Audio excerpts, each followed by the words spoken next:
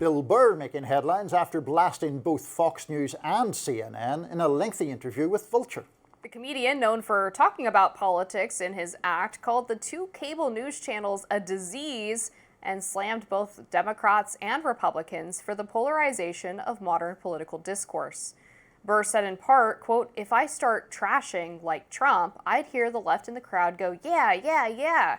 And I'd be like, you voted for a guy that is staring off into space. Your guy should literally be in a home. What are you patting yourself on the back for? Your party has not let you choose your candidate since Obama's second term." Burr continued, "I'm not flying either one of their flags. It's the people who pay them that's the problem. And they're always distracting us with other stuff. CNN and Fox News are a disease." Burr also shot back at Conservative commentator Ben Shapiro, who attended one of Burr's shows earlier this year and later accused him of going woke. The reason? Burr took aim at billionaires and CEOs following the murder of United Healthcare CEO Brian Thompson. But Burr then said of Shapiro, quote, "He doesn't even know what that word means. His definition of woke is white liberals' definition of woke, and they didn't even know what it was. They just took the word from black people.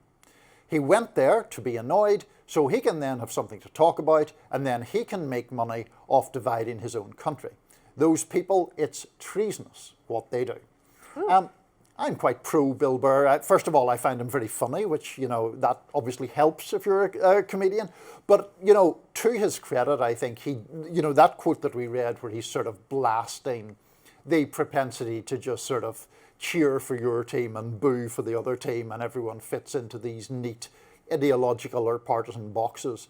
I think he's right in his critique or condemnation of that.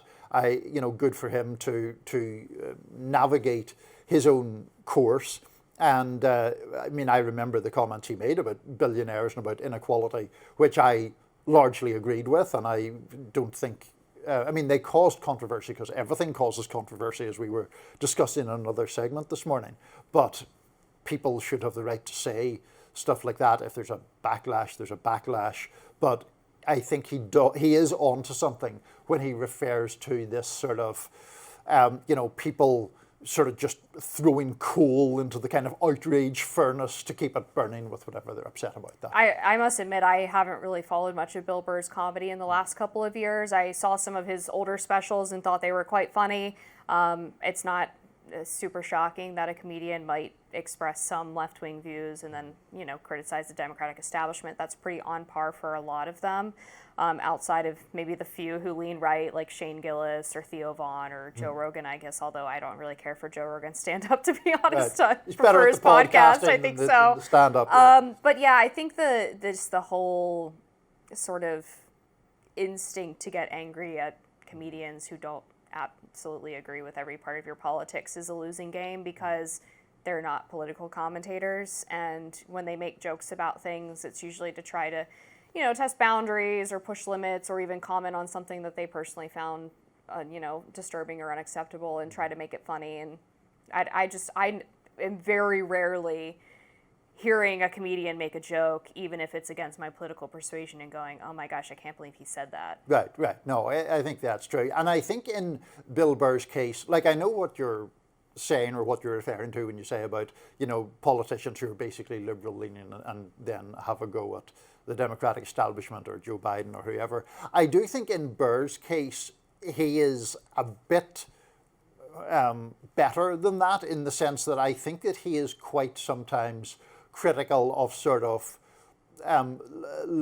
very sort of, he is actually critical of some elements of what would be termed woke culture in terms of identity politics and stuff like that, while at the same time being very, very savage on, the sort of avariciousness of some of the American corporate world. And his argument about the billionaires was essentially that people are working 2 and 3 jobs and still struggling to make ends meet, and that seems fundamentally unjust. And I agree with that, so obviously I'm going to find it more, I don't have any resistance to it, but he's making completely valid points, I think. I also think he is making valid points about at least a strand of cable news. Now, he's overgeneralizing. Not everyone on CNN or Fox or MSNBC is doing what he is accusing them of doing.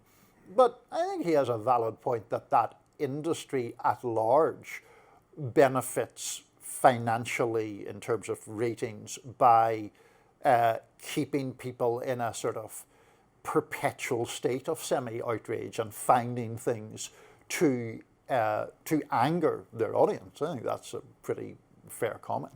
Yeah, I think going back to your initial comments about Bill Burr and being kind of anti-wokeness and anti-cancel culture, that was my read on him too. So maybe the conservatives who are mad at him feel like maybe he was right-wing coded and now he's not so much anymore. Possibly. Beats me. I do remember going to see Bill Maher at National Harbor, and he made a joke about Ashley Babbitt that I thought was kind of in poor taste, but nobody knows about that until just now, because I didn't go off and like tweet about it and complain like, oh my gosh, I saw Bill Maher and he made this joke that I hated. Like, sure, you're seeing a comedian, the rest of his set was funny. Like, what are you gonna do? Right. But I think it is a relatively fair point about cable news and mainstream media in general.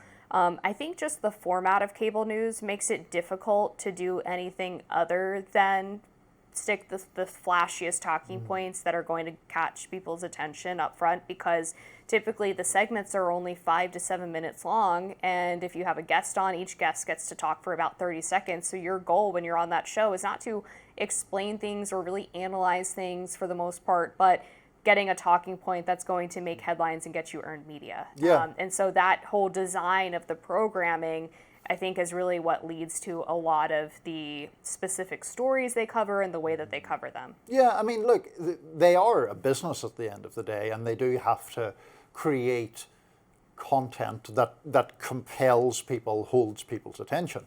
And often the way to do that is by topics that have some sort of visceral appeal to your audience as you perceive them. And so I think that, that can very easily lead into just the sort of farming outrage for benefit that Burr's talking about. And just briefly to circle back to your comment about Bill Maher and about comics and all of that, one of the things that I feel some sympathy for stand-up comics who are at least somewhat topical, or some of their material is about sort of social mores, is oftentimes the things that are funny are right on the edge of what can acceptably be said, which is fine. But then we're in a time when the social boundaries or constructs around what can be said is shifting all the time. That's true. And so these performances are preserved via, whatever kind of social media.